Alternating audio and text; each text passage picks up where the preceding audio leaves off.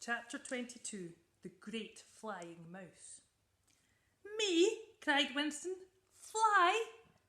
Yes, said Eduardo, as if it was perfectly ordinary, everyday thing for a mouse to take to the skies. It'll be easy. Look, there's a Winston-sized seat behind the controls of that plane. We'll take it up to the roof and you can set off from there. You'll be at the North Pole in no time at all. You might even meet Father Christmas's sleigh on the way. Winston wasn't in the slightest bit sure about any of this. It was dangerous enough for a little mouse like him just to be walking around the city. He didn't dare to imagine what it might be like to fly above one. And how would he ever know which way the North Pole was? He didn't have a map. Don't worry, said Eduardo, as if reading Winston's mind. Look for the brightest star in the sky, and that's the North Star. Just follow that, and you'll know you're going the right way. Winston still wasn't convinced, but then he looked at the envelope he'd been carrying all evening. Everyone deserves a happy Christmas, he thought to himself. He had to fly that plane to the North Pole and complete his mission, no matter how scary it was. He stuck out his chin and nodded. I'll do it, he said. Oh, bravo, hooted Eduardo, beaming. We haven't a moment to lose. They clambered up on the model Father Christmas and, standing on his head, unhooked the toy plane from the ceiling and carefully lowered it to the ground. Right, Eduardo puffed when they were safely back on the floor. Now we just need to get it up to the roof.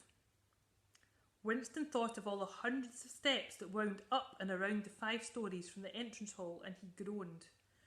It's going to take us all night to get up the stairs with this, and it's quite heavy.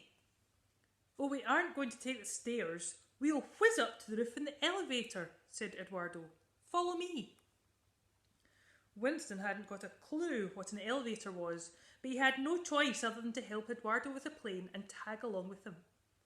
They walked as briskly as they could towards a row of shiny brass doors set on a nearby wall.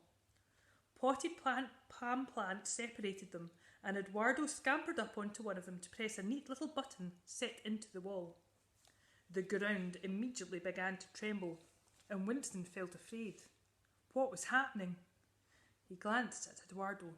He was back beside Winston now and was cheerfully waiting and whistling a jolly Christmas tune.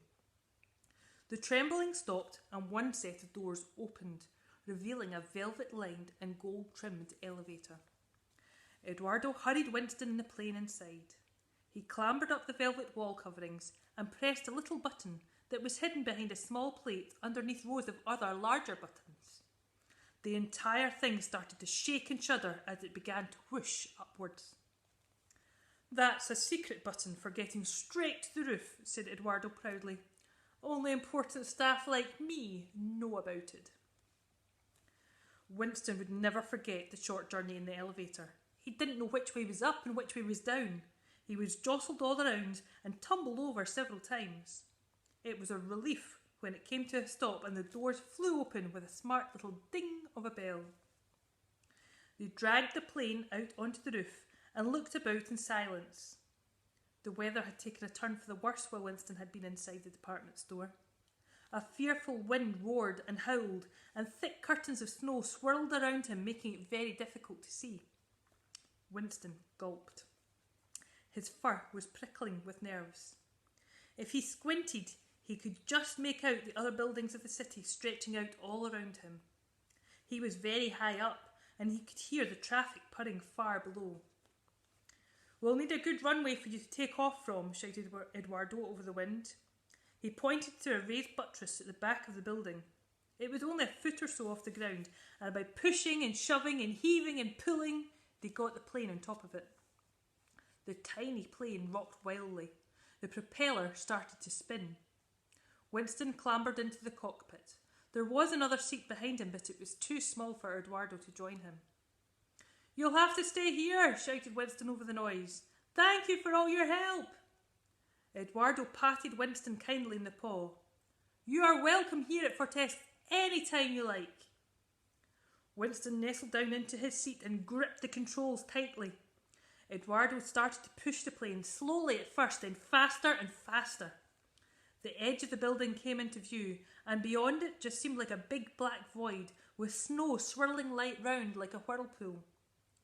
The propeller whirred. Winston held his breath, and with a final shove, Eduardo pushed Winston and the plane over the edge of the roof.